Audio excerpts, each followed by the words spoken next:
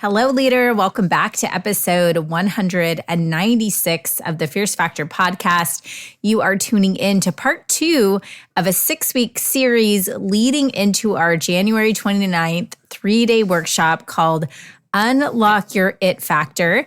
If you are interested in becoming a confident, impactful, and magnetic communicator on stage, in person, or online, then you definitely want to tune in and head to klcconsultants.com/it factor and get yourself registered for our highly anticipated new seminar for powerhouse females in aesthetics and wellness who are really ready to create a secondary income stream through speaking engagements, want to master communication so they can better train their growing team or training academy, somebody who's ready to master visibility on social media or desires to expand their reach as an industry KOL, a trainer, or a speaker, or someone who is an emerging leader within their organization who is responsible for driving a vision through others.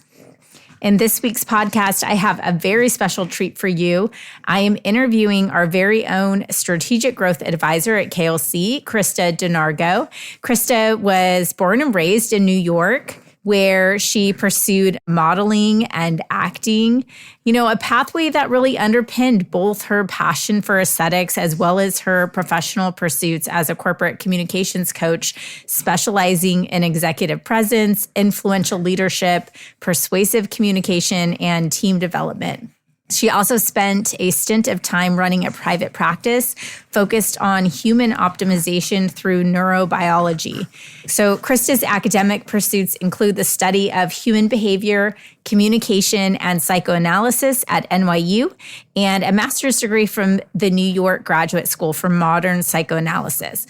So Krista is a skilled practitioner of accessing the depths of the unconscious mind, questioning the origins of our desires, and exploring practical and emotional strategies to transform our perspectives and achieve our goals. Most recently, Krista worked as a private executive presence coach to many Fortune 500 CXOs to help them become more influential public speakers and dynamic communicators in their leadership roles. And now Krista is a full-time strategic growth advisor at KLC, where she helps thought leaders confidently walk to the center of any stage they occupy. In this episode, you will learn some of the main challenges with communicating as a woman in business, some tips for improving your authentic connection with an audience, and practical strategies for showing up with a more dynamic presence on stage and off stage. And in this episode, Krista and I will also talk in more detail about what to expect during our 3-day It Factor workshop and drop some hints about where we are really putting the pedal to the metal as a company this year in support of developing dynamic thought leaders. Okay, without further ado, please enjoy this interview with Krista Donargo on how to influence emotion to motivate action. Enjoy. Hi there, welcome to the Fierce Factor podcast. I'm your host, Kaylee Lindholm. And I think it's time for us women to shift the conversation in business and step into our feminine leadership to do the most iconic work the aesthetic industry has ever seen. Each week, I'll be bringing a powerful dose of strategy, sarcasm, solutions, and sass that will rev up your creativity and ignite your brilliance as you link arms with me along our shared path of personal and professional growth in 20 minutes or less. Let's go. Welcome back to the Fierce Factor podcast. I am so thrilled to have a special guest today. This is a podcast that we have been talking about, we've been having on a regular basis internally at KLC, and really for the past 6 months have been thoughtfully and carefully thinking and planning for what the future sort of philosophy of KLC is going to drive how we make decisions around the programs that we build, how we support our clients, all of the things. So I mentioned last week in last week's podcast intro that we are running a 6-week really awesome series around thought leadership. And this week, I have invited our very own KLC Strategic Growth Advisor, Krista Donargo, to join us to talk about some of the really incredible things that we're working on, and to really plant some seeds for us around a program that we're going to be kicking off during our 3-day workshop at the end of the month. So I mentioned that we are going to be hosting a program January 29th through 31st. And Krista is going to be joining me to share masterfully the education and strategy around our proprietary methodology, ACE, to help our clients and you, Goddess, develop your thought leadership, become a more dynamic presence in your business and in your industry, and really just become a better communicator overall. So excited to have you here, Krista. Welcome to the Fierce Factor. How excited to be here. Yay. I'm a fan of the podcast too. So I'm no different.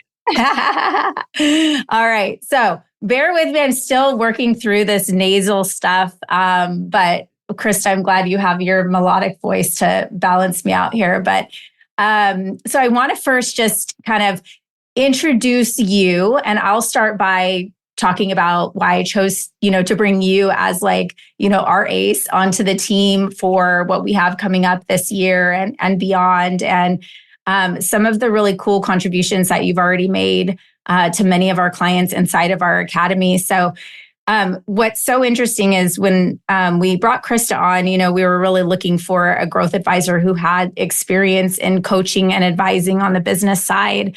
And as I got to know her better and see how brilliant she was at really, I think one of our clients said her mind voodoo or something like that, and unleashing, that sort of next level of confidence in our clients and seeing how the women that she's working with are coming out just to magically have a different level of energy and enthusiasm and confidence and clarity around their message, around how they communicate and articulate their message, and just showing up as different kind of women. It was something that I felt like every single woman really needs that next level coaching on how to better communicate what is important to them, what their viewpoints are, what their perspectives are, and to move others, right? To influence others. So Krista has previously, she's come from experience of developing executive leadership and CEOs of Fortune, government and Fortune 500 and 100 companies, companies like Bausch & Lomb, Google, Apple, CDC, as to name a few. And that's the thing. I started thinking about female founders, especially in our industry. And for me, as you all, if you've listened to this podcast for any amount of time, know that last year I spent some time working on developing my own keynote talk and my, better understanding of how to communicate on stage. Because I think what happens is we become founders of businesses and all of a sudden we are on a stage. We are leaders. We are expected to be able to not just share our vision, but break that vision down into these really tangible sort of pearls and pieces of motivation that are going to get our team to want to take action. And we have to be this dynamic presence, and nobody's ever taught us how to do that. And so Krista, I want to just sort of open up, tell us a little bit about you and how your experience has brought you to a place of feeling so passionate about helping female entrepreneurs really express their voice. Yeah. So my background personally began in the acting and modeling world. I somehow found myself in that world and then quickly realized it was a skill I had to develop, and not just a skill in terms of acting and modeling, but presence. And also, how do I present myself to the people that I want this job from, that I want, and I started to realize, okay, I want something from someone. How am I going to, change my execution, my delivery, all the things to get that thing that I want? So that was sort of my intro into this world of how am I coming across? What do I want from someone? And how am I going to get that thing? Like, what am I going to do to actively get that thing that I want? So, of course, I was on stages in front of cameras, whether I was doing a play or a movie or something that was more creative, or I was hired on the commercial end to like promote a shampoo or a skincare product. So those were really different feelings as well, because my objectives were completely different.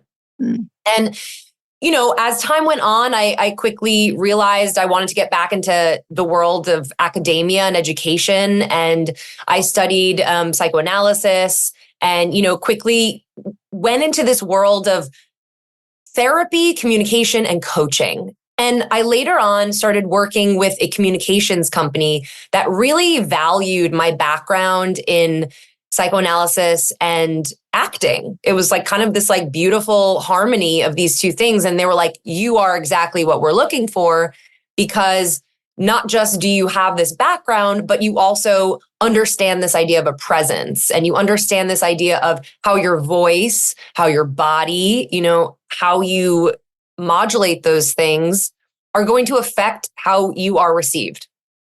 So I quickly started working for this company that taught me so much. And I, as you mentioned, Kaylee, like I've worked with incredible people. I mean, when I first started doing this, I had imposter syndrome, because I was like, who am I to coach these Fortune 100 CEOs who can intellectually run circles around me? But I quickly realized that wasn't even what it was about. These people were, I don't want to say idiot savants, but they were really good at what they did, but they were terrible at communicating it or making me feel anything for them.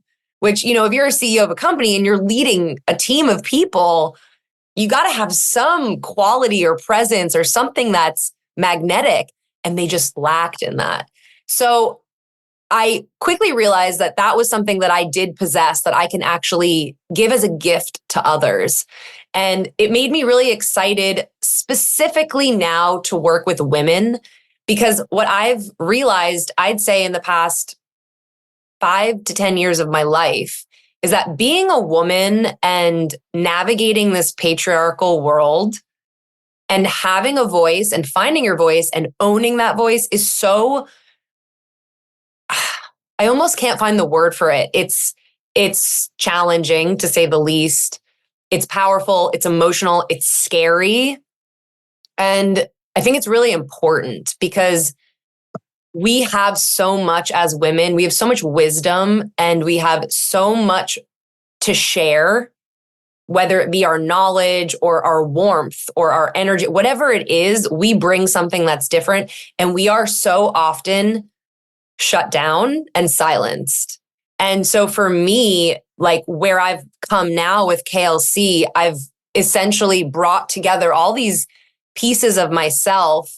And I feel so passionate about the women that we've been working with, especially in this industry, because I believe so deeply in the work that they do. It moves me every day to know that I'm helping women get their message across to help others feel better about themselves. And I can't think of anything better than that. Yeah, that's so true and so beautiful. And we feel so lucky to be able to tap into that experience that you have. And I think one of the things, like you and I talked early on about this whole idea of how women in particular, which happens to be, what our business is really about, of up leveling and uplifting and supporting women who have something brilliant to say in the world. And I think a lot of times they're the ones in their own minds who don't really even know how exceptional they are. What do you think is the biggest challenge faced by women today in terms of communication? Ooh, what a great question. I think the first thing that comes to mind for me is how we come across. When we do know what we're talking about, or when we are given a platform to speak, we're afraid that we're going to come across as maybe bitchy or not feminine when we're delivering our message. And, people will, whether it be men or other women, people will judge us for coming across in a certain way. And I think it's just so challenging as women to find this balance between, yeah, I know my stuff, but at the same time, I also bring this other quality that is feminine and warm and wise to the table that I think is often missing in so much communication. So I think just it's a balance. And I think the challenge that women face is like, yeah, I want to be taken seriously in this world where only facts and science are taken seriously. But we all know at the end of the day that we're emotional creatures. So if you really want to sell something or to convince someone of something, we have to tap into that emotional side. And women are inherently good at that. So I think it's about reinvigorating this quality that we have as women while keeping our academic clout and our knowledge and all those things that we've worked so hard for, and yet bringing back in this human quality that I think we lose in these very professional environments. Yeah. Well, I've told the story many times of sitting around my last hurrah in corporate America and sitting around the boardroom table, and it was like speak when spoken to. And, I think I probably went through this early on when I started my business. And a lot of it, I have to say, felt misunderstood and not super respected all the time. And I probably used the fact that I was a woman as, I wouldn't say an excuse, but a lot of it was that I think I saw myself as something different, and I didn't know how to sort of embody who I wanted to become. Does that make sense? Like I felt like, yeah. So it's sort of like sometimes I think we do it to ourselves, and we bring like that past version of ourselves into, okay, now I believe in myself and I feel confident to stand up for what I believe in. And, so I think that then you have the Brene Brown who's like talking about vulnerability, and we're like, am I supposed to cry? Am I supposed to not cry? Like, how am I supposed to be taken seriously? And how can I be a person of authority? And I think that's the whole point, right? It's like we need to better understand how to be communicators. And so when we're most often asked, help me become a better public speaker, I think that generally is like, okay, so that you can, we can help you work toward getting to that point where you can deliver your message on stage. But I think generally understanding communication is the first key to that. What do you think, Krista, are some of the biggest misconceptions about communication? Ooh, let me think about that one. Okay, so first of all, I would say that people generally believe that they only communicate with their words. And to me, I mean, especially with my psychoanalytical background, I understand that there is communication going on between two people or you and a group of people that have nothing to do with your words. It might have to do with body language. It might have to do with just some sort of energetic power struggle that's happening. There's so much that's happening that we don't even realize, but we communicate as soon as we walk on that stage, as soon as we walk into that room, we are being evaluated, we are being critiqued, and we are communicating something. So one of the first things I tell people is like, okay, I know you think this is stupid, but you might want to try smiling at the top when you're starting a presentation or a speech or communicating, because that's actually going to do a number of things. It's going to calm someone's nervous system. It's going to make someone mirror that behavior back to you. But it's also going to set the tone for, I am here as a friendly messenger and I have good information that I'm going to give you. And it's just in a smile. And I can't tell you how many people don't smile when they start to communicate with people. I'm like, if you don't smile at me, I'm going to shut down and be like, oh God, what's about to happen? You get nervous. So that's one thing I would say. And I think another big one, and this is something I've heard time and time again, is that I don't think I can be a speaker or public speaker or authority and have a platform because I'm not the top of my career. Like all these other people, they've written books and they're so famous, but who am I? And I'm like, a great communicator, it has nothing to do with that. It has nothing to do with you being at the top of your career. In fact, I think it makes you more influential to be someone who has trials and tribulations and can actually relate to people, because connection is one of the biggest parts of being an effective communicator, connecting with your audience. I literally love that, because something I talk about with our clients a lot is that, well, I'm looking at somebody else and they're already there. And so who am I, right? And I also think that it's making that decision to take that step to be that person that gets you to the top of your career, right? It's sort of an inverse sort of ideology. It's that I'm going to make this investment in myself so that I can become the best that I can be where I am. And that's what catapults you forward ultimately. So I love it's a reframe. Yeah, I love what you're saying, because it's a reframe from being like, okay, yeah, maybe I'm not, or you know what I hear all the time? I'm not an extrovert. And I'm like, but that's okay. That's fine. You don't have to be an extrovert to be a great speaker, because anybody who's worked with speakers know there is no one who's born a great speaker. They are not born. They are made. People work, people train, people work, people, really struggle through the pains of making it seem easy. Yes. Because some people make it seem easy, but I promise you they are working with coaches. Like, I promise you. Yeah, exactly. You think of your favorite politicians, public speakers, actor, whatever, they all have coaches. They all have coaches. Exactly. So. Well, and the failure has to happen. So in last week's podcast, I used the analogy of, I think public speaking is a lot like learning how to swim. Like, you can know everything up and down, left and right about swimming, but until you're thrown in the water and you actually tread water, you are not a swimmer. The same thing with public speaking. You're not going to be a great public speaker until you've gone out and done it, in which you probably are going to, feel like it's going to feel awful in the beginning. You have to go through that. So sometimes it's just putting yourself out there. That's so relatable. And then the other thing, like, I've noticed too in our industry, is people will be like, wow, I really looked up to so-and-so on Instagram, and then I watched them speak at this conference and I felt really disappointed or let down, And so I think that's also goes to show that you could be really great at everything. Like, you could be a master at your craft. You could be running a really incredible business. You could have something amazing to say. You could have written and published an entire study.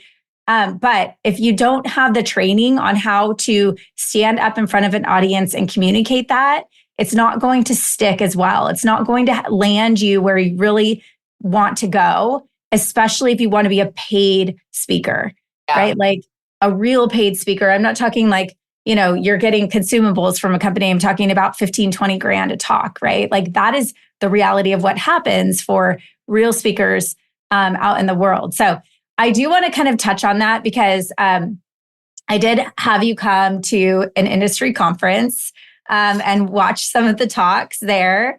And so I'd love for you to share just sort of your perception as somebody who's obviously worked with, really high level speakers, looking at our industry and what's been out there and who's up on stage, and talk to me about, we don't have to like call anybody or anything out, but like, tell me about some of like the cringiest moments that you saw, like watching the level of public speaking that, that's out there in the world. Yeah. And, I just want to say, like, I think also in our industry, just to speak to your point from before, in our industry, it's so challenging when you're working with someone who is such a critical scientific thinker. I think that those types of women, like, they're so brilliant, but they don't necessarily have the skills. And it's not their fault. These are skills you have to really be taught and learn.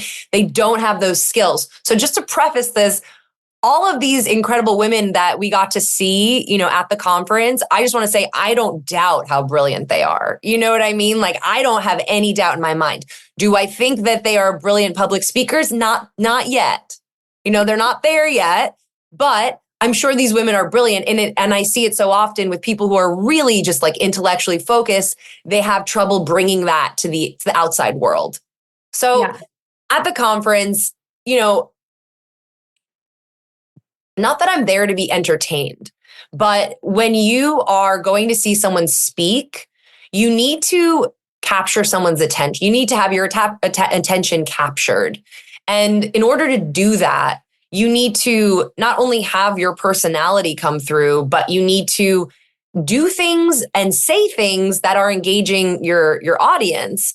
And so what I saw most of the speakers do that was really hard for me to watch was they would speak to me in a very monotone voice that I think maybe it was nerves or maybe they wanted to come across as professional. And I get that, but it was, I don't know any other way to say it than it was boring. It was just extremely boring and I would check out.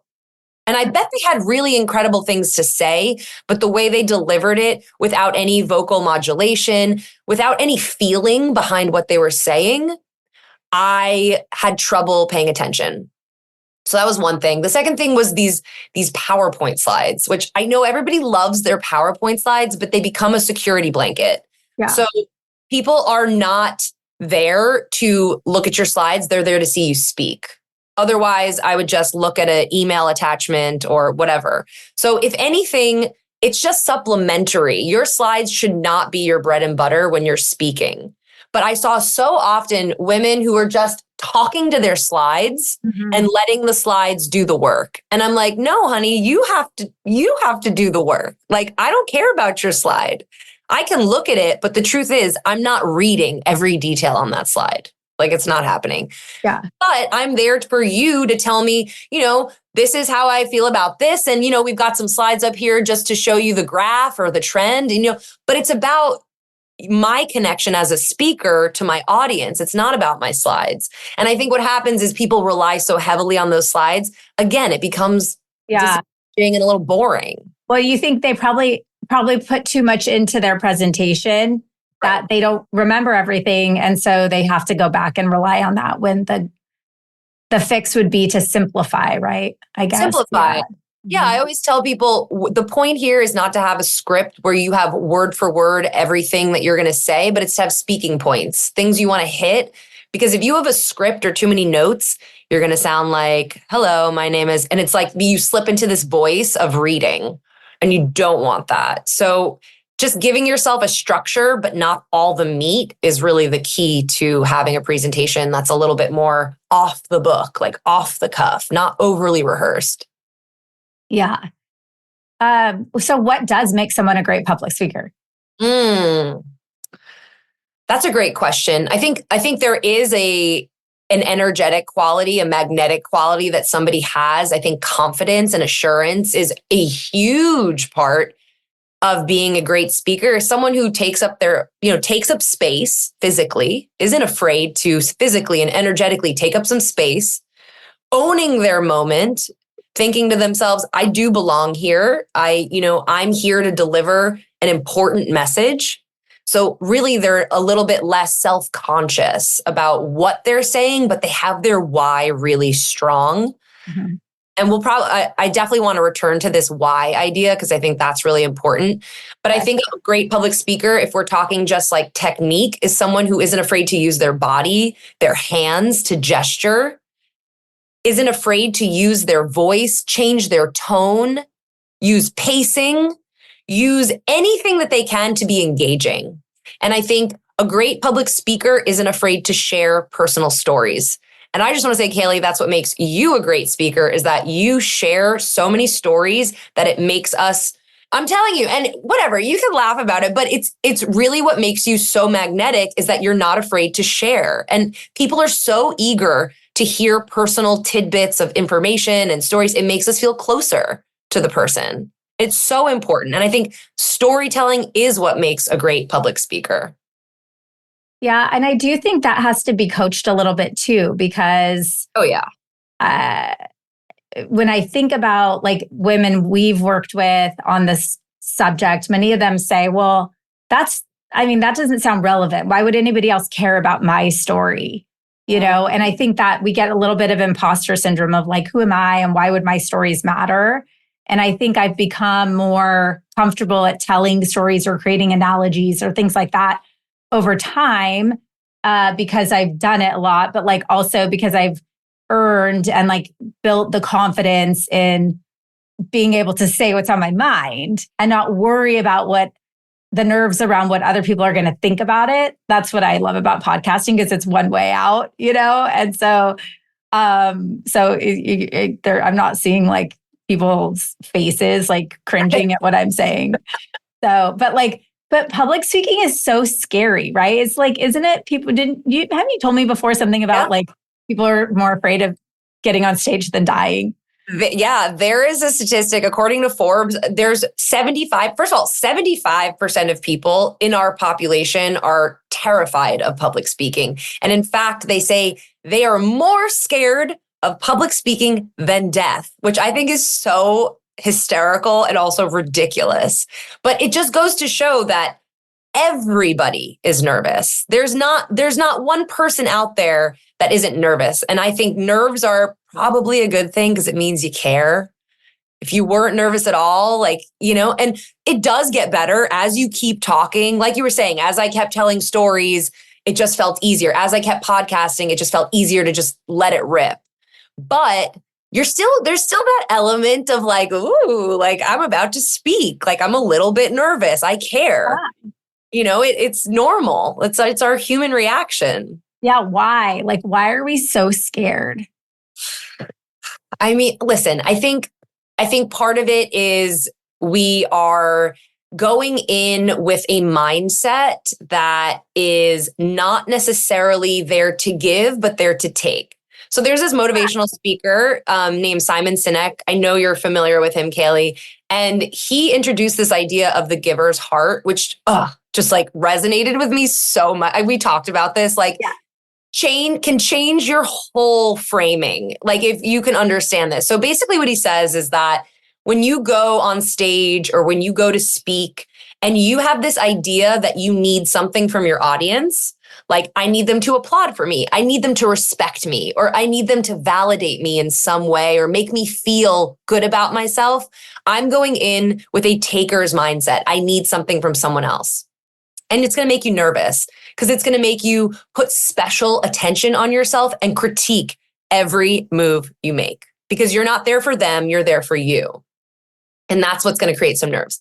However, if you go in with a giver's mindset, with this idea, and I said I wanted to return to the why. Well, if you have a strong why, if you are there and you're like, I am here to deliver a message that is bigger than me, it is bigger than what people think about me. It is bigger than what I can get from people. It's valuable information that I want to share with the community or the world. Suddenly, you take the attention off of yourself. You become a vessel just to deliver that message. And you are there to provide the audience with valuable information. And then it's up to them what they're going to do with it. They can either agree with it and like it and take it or not. But your job is done. You're just there as the messenger with your why. And if you can go in there with that giver's mindset, oh my God, your nerves will, I'm not saying they'll totally go away, but it will really alleviate a lot of them. Yeah. I mean, that one like hit me hard in the sense, like I always thought I was giving, right? Like, cause why am I going to stand on stage and talk? Like 2% of people are going to go put themselves out there and do that. I feel like that's just giving on its own, right? Half of these industry conferences, you're standing on stage just to develop your own sort of credentialing or rapport or visibility, right? And so when I started to think about that, ultimately, my biggest fear was always stumbling over my words or not sounding eloquent or fluid, saying like or pausing or forgetting or whatever. And then you stop and think about it. Well, that's all about me. I'm worried about how I sound. And I'm not really actually thinking about how can I move somebody that's sitting in front of me, one person even, like help them feel empowered, help them get excited, help them feel optimistic and, that there's a potential for them. And I think for me, flipping that sort of ideology and switching it around or from who cares if I fumble over my words, if that person gets excited about it, like that's all that matters. Right. So it's interesting. It's, you kind of have to check yourself a little bit. You do have to check. It's a little bit of an ego check because you're kind of like, maybe you're like, I do deserve to be here, and like, I am the best. And that's great. I want you to have that confidence because, all the women I've worked with are freaking unicorns. They're amazing. Yeah. They're incredible. Every one of them deserve to be on stage speaking. But it's more about like, let me get in touch with that why. And like you said, Kaylee, I am there to influence emotion to motivate action. I always tell people this. This is what we're here for. You're there to influence emotion to motivate action. And so if you skip over the influencing emotion part and you're not in touch with how you feel about what you're talking about, nobody's going to take the action you want because you have to make sure you're aligned. That's the work that's the internal work you have to do before you get on stage is why do I care to do this? Why am I on stage? Yeah. Well, this is so good because most of the time it's because I believe that it's an ego thing, right? Like I want to be on stage because I want to be on the cover of whatever magazine, right? Like I want to be that person. And I remember going to my very first conference 15 years ago in the aesthetic industry and watching these speakers saying, I want that to be me. How could that be me? Because I wanted to have that presence. Like it would make me feel good. And I don't think there's anything wrong with that. But I think when you do get the opportunity, you have to almost check your ego a little bit. And I see this too, like talking about stages and social media. Like women who on our coaching calls, I'm like, every time I talk to them, I'm like, mind blown. I'm like, why are you not making a video right now and putting this out on social media or hosting it live or something like that? And then they get so scared of like what people will think when they say what's on their mind in a public forum. But like, you know, privately, they'll say things to me and just like that's what's so crazy to me. Oh God. And I think this goes to show just when you practice on a platform, so people are on social media all the time. It's just something culturally that we do. So we don't second guess ourselves. We get so comfortable with it that we're like, whatever, it's social media. And that's really the goal when it comes to public speaking and speaking out loud or speaking on a platform is I do it so much and I've prepped for it so much that I get to a place where I actually feel pretty comfortable doing it. And I also find what's really funny when I coach people on this, as soon as I tell someone we'll be talking and we'll be like really relating and they'll be telling me really interesting things, being so engaging and magnetic. And as soon as I'm like, all right, let's begin, start talking, they'll be like, hello, my name is blah, blah, blah. And I'm like, what happened to the person I was talking to? Like, you were so much more fun. Like, I want her back. And like, I think that's what happens is when we are not comfortable, we put on a mask of, I am professional. I need to be taken seriously. And it's like, don't look, I'm like, I get it. And there's moments to be professional. And then there's moments to just also show yourself. Don't be afraid to show who you are. And it's hard. It's vulnerable. It really is. It really is. Like I've gone through I never like any of the professional videos that are done of me. I always look 10 pounds heavier. I always have cellulite on my arms. I always have a lazy eye. I've got something bulging somewhere, the lighting, always, right? And everyone, like finally at one point, my team was like, we're going to stop making these and stop putting marketing out if you keep picking it yourself, And so I just have to like get over it. And no one else notices these things. We're so hard on ourselves. No, it's called the illusion of transparency. We think everybody can see everything that's wrong with us, but the truth is people can only see like a fraction of what we show them. It's really incredible because we think, have you ever had the experience where you go up on stage, and I'm sure you've had this experience maybe earlier in your career where you're like, I bombed. That was horrible. Yeah. And then you have people coming up to you being like, incredible talk. That was amazing. And it's like, because we're our own worst critics, it doesn't always feel good, but what we're showing is actually different than how we're feeling. Yeah. So it's just a matter of practice and just trusting ourselves and doing the prep. I can't tell you how important prep work is because when you prep something, it also it gives you that boost of confidence of, I know what I'm doing. Yeah, exactly. So what is like, if there was one communication tool that everybody could there's one thing I need to learn and be really great at to help me communicate better, what is that one thing?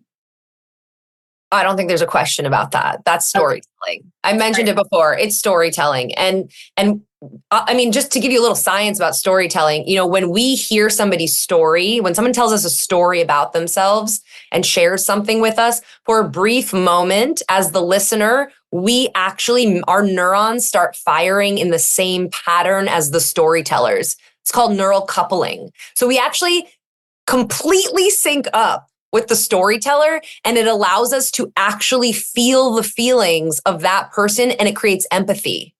That makes so much sense, because I'm thinking about someone telling a story about their experience that was sad, and then you almost put your like when I cry at movies or something all the time. Like I'll cry at the dumbest things, but because I envision, right? That's what it's doing. It's making you envision that was your reality, and how was that so interesting? You walk in their shoes, you become the main character. When somebody's like, we were chatting about this, changing diapers is the worst. And you're like, yeah, I guess it's the worst. But then if you're like, okay, so when I was 15, I had my first babysitting job, and I thought it was going to be a walk in the park because it was like a sleeping baby, But then I started, I was watching TV and I started to smell something, and it just didn't smell right. And so I walked over to the crib, and the baby starts to cry, and the diaper, I open it up, and it's a war zone. It's not looking good. It is the worst. It is the most offensive smell you've ever smelled, in your life. And then the baby decides it's going to stand up and throw its diaper. And it throws the diaper across the room. And so then I'm on my hands and knees, scrubbing up the poop, trying to get it out of their beautiful white shag carpet, that's going to cost them thousands of dollars to clean, And so if you actually run through the story of your experience, somebody is going to not only relate to you, but they're going to start to feel things. They're going to feel sympathetic. They're going to feel excited. They're going to feel nervous for you. Everything is transposed into them. And suddenly you're linked up. So after you share that story, someone feels like they can trust you, and they can feel like they can relate to you. And if anything you want to happen after that, they're going to be a lot more receptive. Well, and is that why, when someone walks out and they're like, that person's a great speaker, is it because they felt moved by that speaker? Is that essentially what they're saying, is that they compelled me to feel like I want to take action?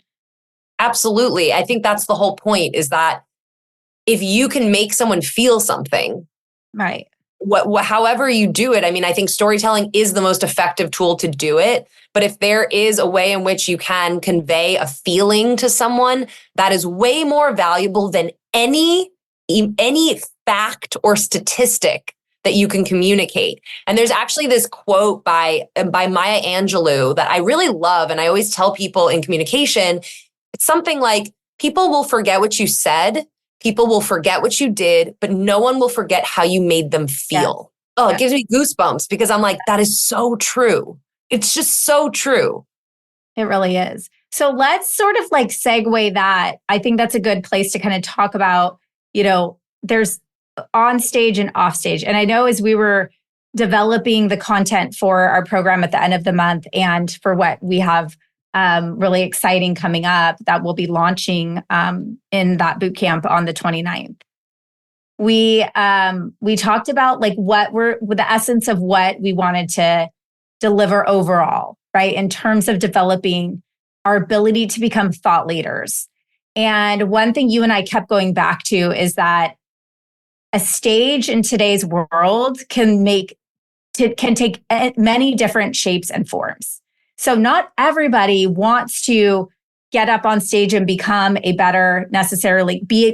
public speaker, but they want to feel more confident in their ability to communicate in the everyday things. So whether it's with the team, whether it's with vendors or, partners or people you hire, contractors in your business, or negotiations that you're having, even your family, right? So what's so important to me is helping women understand how to be a better communicator. So let's talk about how being a better overall communicator can benefit somebody in their life and business.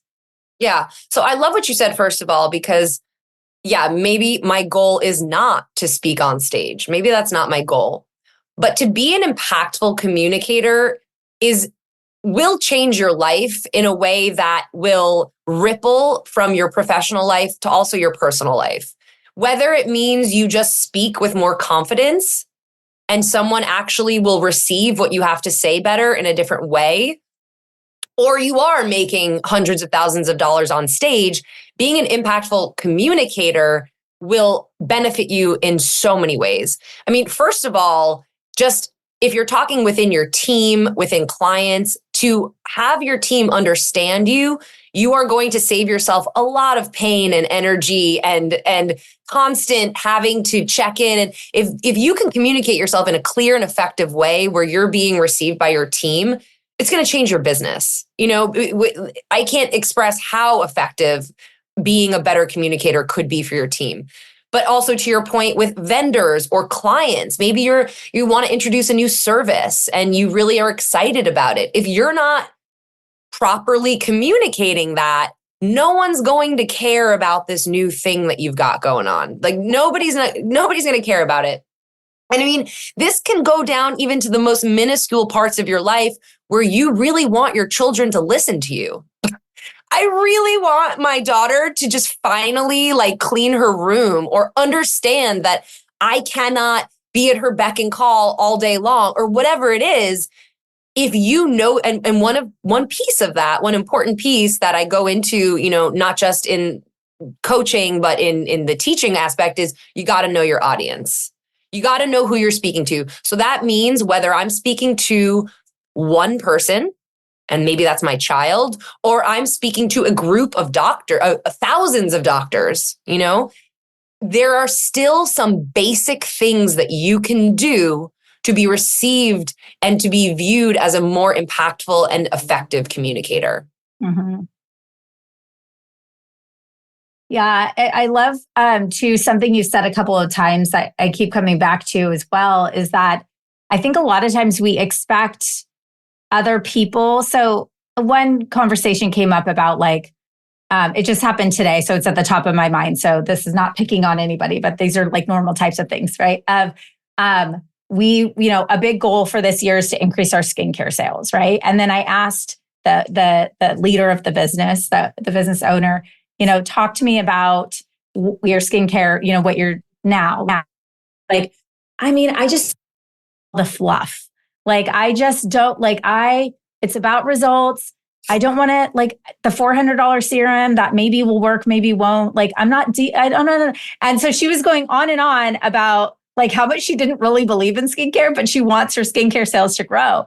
And so it was such an incredible opportunity to say, wait a minute. Are you listening to what you're saying? One, you're talking about basically, I want my team to grow our skincare sales, but I don't really believe in the skincare. I only believe in these 5 products, and here's why.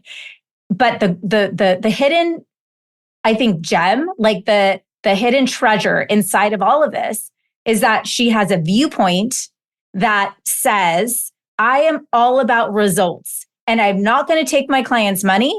I'm going to keep them on these specific things because this is what I believe the outcome is. So what ultimately needs to happen, and again, it goes back to your dynamic presence, your communication, your leadership, and showing your team that this is how we operate around here. This is our belief system. This is why we do what we do. And this is why when you check out, these are the 5 products bundled up in one package, everybody goes home with that, right? And so see the difference between I wish the skincare sales would grow. Why doesn't everybody just kind of get in line, right? So sometimes it's just a matter of really listening, we talk about checking yourself, but it's listening to your voice that's underneath. It's the next layer. And then learning how to communicate that in a way that will move other people in the right direction, right? So it just goes back to I think that piece of embodying that leader who can communicate that in a certain way is everything.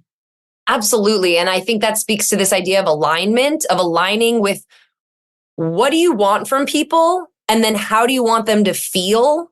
But then also like you have to be in touch with your feelings about whatever it is. So that's like the why.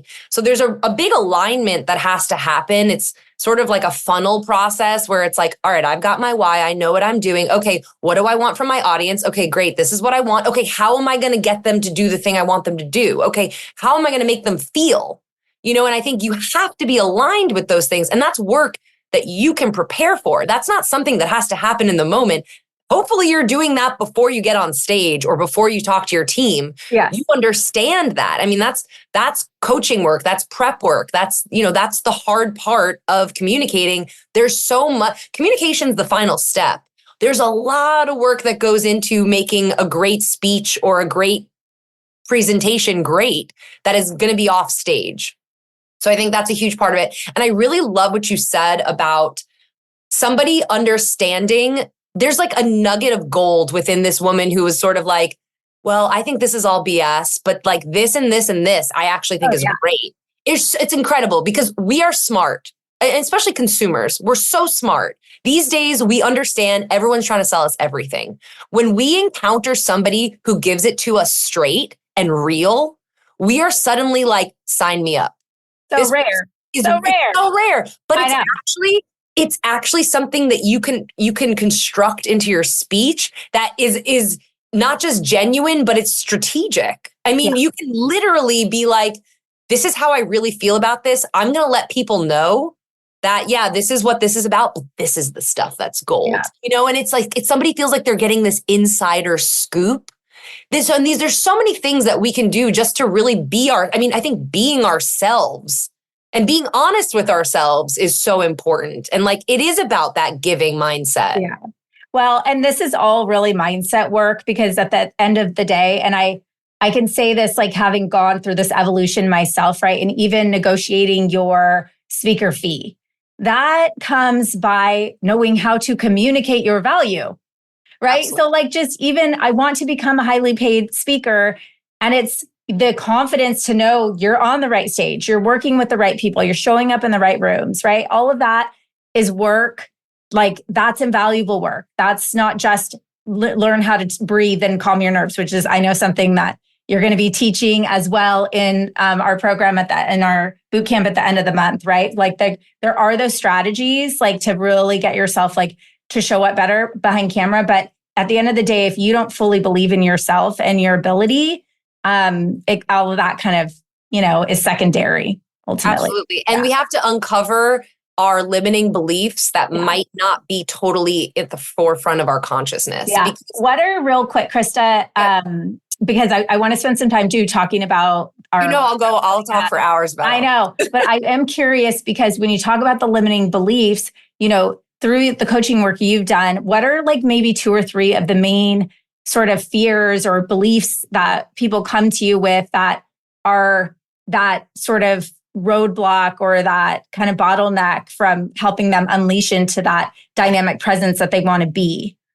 Yeah, that's a great question. I think, part of it is what we spoke about earlier is this idea that who am I to be speaking? Who am I? I'm nobody. So that's really a shift internally that has to happen where you own your credentials, you own, how fabulous you are. And, that's something that is internal work you have to do, because if you don't believe that you should be on stage, why should other people believe in what you're saying? So it's really a reframe that needs to happen. That's one really huge limiting belief. I mean, I think that goes along the lines of also imposter syndrome, but also somebody who's scared, and you spoke about this, like someone who's scared of stumbling over their words or saying the wrong thing or freezing on stage or whatever it is, like they will use that as an excuse to not try. And the truth is we are all going to fail in the beginning. It's at some point we're going to fail. Maybe it's not in the beginning. Maybe we had beginner's luck. Maybe it's the 4th time we speak, we're going to fail miserably. Who knows? But we're going to fail at some point. And it's really about reframing this. Again, it's a reframe. It's, all right, I didn't totally mess up. Like maybe I messed up, but it's not a failure. This is an opportunity for growth. What can I learn from this? How can I be better the next time I speak? So I'd say those are the 2 biggest things that I see as far as limiting beliefs, just this feeling of who am I, imposter syndrome, and what if I mess up? Like, then what are people going to think of me? And it's, what are people going to think of me? What if people think my hair looks stupid or my, whatever. We think about, we're in aesthetics, we care about how we look. Like, let's be real. Absolutely. We care. So we are our own worst critic, which is why, like, that why of I'm delivering important information that's going to help people. It's got to be at the forefront. Yeah. Okay. So let's talk about the workshop coming up at the end of the month. So essentially, Krista is going to be bringing a lot of these pieces and pearls and things that we've sort of mentioned around, right? So, but I'd love for you, Krista, to talk about just why should someone come to that? Like how can just showing up to, 3 days of intensive work around how you can be a better communicator, improving your dynamic presence, how can that help someone really find their own unique voice and confidence? Yeah. I mean, I'm so excited about this workshop, and, I know we're opening it up to all whoever wants to come in, which is so exciting for me because I feel so passionate about helping people communicate, be better communicators, and able to spread these incredible pieces of knowledge and wisdom that they have to the world. So I feel super passionate about that, but also just, and this goes along with aesthetics. It's making someone feel more confident. I mean, at the end of the day, we're the dealers of confidence, and I'm no different than an injector because I'm really helping someone feel better about themselves and how they're being received. And that makes me feel good. So in this workshop, hopefully people will have a taste for, okay, this is something that I actually can do. They'll get a taste for what it feels like, the tools they need to really start utilizing in order to get to that place, but also just to see where they're at as a communicator. Someone might be like, I'm such a confident communicator. And then they come in and they're like, oh my gosh, I'm so feeling not confident. Like, how do I wrestle through this? And I think it's for anybody. It's for someone who maybe wants to have their own podcast or be a public speaker, but it's also for someone who just wants to get their point across to their team a little bit better so that they don't have to repeat themselves a million times. That's so frustrating. So it really runs the gamut for who it's for, but it's for anybody who just wants to be a little bit more impactful in their communication. Yeah. I love that. So let's talk a little bit about what we'll be teaching in the program. Yeah. Okay. So our proprietary method at KLC in terms of communication and how to be an impactful communicator is something we've developed. It's a 3-step, I'd say, three ingredients that you need. Yeah. Or framework called ACE. And ACE really embodies their umbrellas for, of course, so many smaller things, but essentially it embodies really the heart of what we're trying to deliver here in our messaging, which is the first is assurance, which is our confidence. Step 1 is getting in line with who you are, your why you deserve to be there, how far you've come, all the things. It's confidence, it's assurance, to be assured. The second step or the second piece or ingredient is connection. And I know I spoke about storytelling, but it's not just about that. It's about storytelling, but also keeping your audience in mind, keeping your audience at the forefront of why you're speaking, meaning how is what I'm saying going to benefit my audience, and really understanding that. So it's a connectivity, not just between you and your audience, but also connecting to their wants and desires. And then the last part, which is really the nitty-gritty coaching part, is the execution. So ACE spells ACE. Yeah. Execution is going to be the coaching aspect. It's going to be where, you have to acknowledge if you are someone who has verbal viruses. A verbal virus would be like a filler word, like these are things that we're not even conscious of. Like sometimes we don't even know we're saying that. So this is where we get into the nitty-gritty coaching of, okay, framework of how you're going to present your speech. What's your intro like? What's your closing like? How are you going to move your hands? How are you going to modulate your voice? I mean, these are all of the things that are going to come together to make you a better, more impactful speaker. I love that. Well, and I'm even thinking like on social, or if I'm a trainer and going into practice, right? People coming into my practice to learn from me. And one of my biggest pet peeves is going on like, let's wait till everyone's here. Right. Right. Instead of showing up and taking command and starting on time. Yeah. And like, even that is a strategy. Like, you know, that I think it's so subtle, and these subtleties people don't realize, but captivating other people, there are just little tiny tricks and tools that help you become known for something in a different way. Yeah. And there's so many tips and tools. And I think what you're speaking to also is facilitation. I mean, facilitation as female CEOs, leaders, that is so much of what we do, because we're leading a team in conversation or through a presentation where hopefully you're not just speaking at them, but you're facilitating an experience. You know, it's really about an experience. So if you show up to a room and you don't have the confidence to actually stand at the front of the room and let people know what you're going to be talking about today, okay, not everyone's here yet. Take 5, grab a coffee. When you come back, why don't we share some wins for the week while we're still buying some time for the other people to show up? Have a plan of action, you know, and it's a lot of that is confidence. A lot of that is just practice. Yeah. A lot of it is having someone, you know, like myself, to teach you the tools and techniques that you can use. Yeah, absolutely. And I think that's a big thing too, is we forget that, or I shouldn't say forget, but I think oversimplify the fact that like we should be able to, or maybe underestimate, right? Like we should just be able to talk and open our mouth, and if we do it enough. But when you work with a coach, you get to unpack, and this is what we'll talk about a lot in these 3 days, right? Unpack what's holding you back, where are your own personal, sort of roadblocks when it comes to having that assurance, having that confidence in how you show up and what you're believing in, what you have to say, and why that is so valuable to the person that you're interacting with. And that can happen through coaching.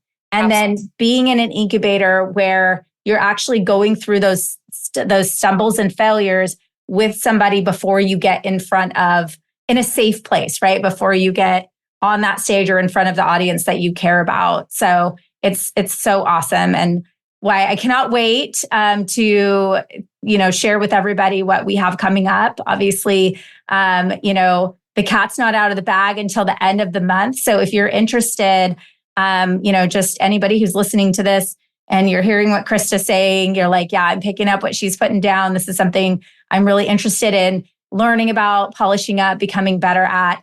You definitely want to make sure that you jump into our program. It's going to be called Unlock Your It Factor, right? So like if you think about like, how do you become a more confident, impactful, and magnetic communicator on stage, in person, online, this is your ticket to doing it. So I'm really excited. Can't wait for our upcoming workshop together, Krista, where we get to tag team and I get to learn even more of your really awesome, amazing pearls. So thanks so much for joining today. Is there any other like final thoughts you have, or anything and maybe I didn't ask that I should have, around either just general, like becoming, increasing your visibility and personal brand, through presence, or about the upcoming It Factor bootcamp? Yeah, I think there's 2 things for me. I mean, I think the first is that we need to trust that we are enough, in the sense that let's not lose our personalities when we are on social media or presenting or even in front of our team. Like having your essence come out is just so not just engaging, but important. And I always encourage people, like, we can train on things over and over again. And like a lot of what I train on is bringing back the human quality to somebody's presentation or speech, because we are such unique and incredible creatures. And that's really what forms connection. So really not forgetting to bring yourself to all of this. I think that's so important to me as a coach, is just reminding people that I can give you the lines, but you got to color them in with your own flair, whatever that means to you. And I think that's what makes everybody an incredible candidate to be a great speaker, because nobody is you. Nobody can do what you. So why me? Well, because there's nobody like you. Yeah. That's it. Okay. Was that 2? Oh, and what was the other thing? Now I have to remember. I lost you. I got very passionate about that.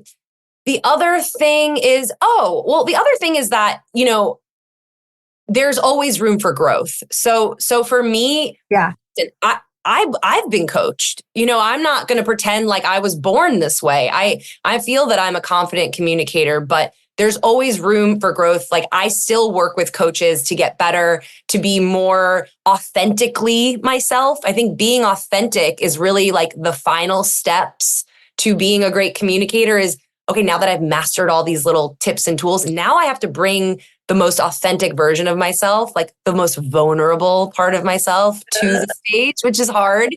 But I think that there's the message that I want to say is there's always room for improvement. Like there's always room for growth and to be a better communicator than you currently are, because you might be a confident communicator, but there's always room to kind of take that to the next level.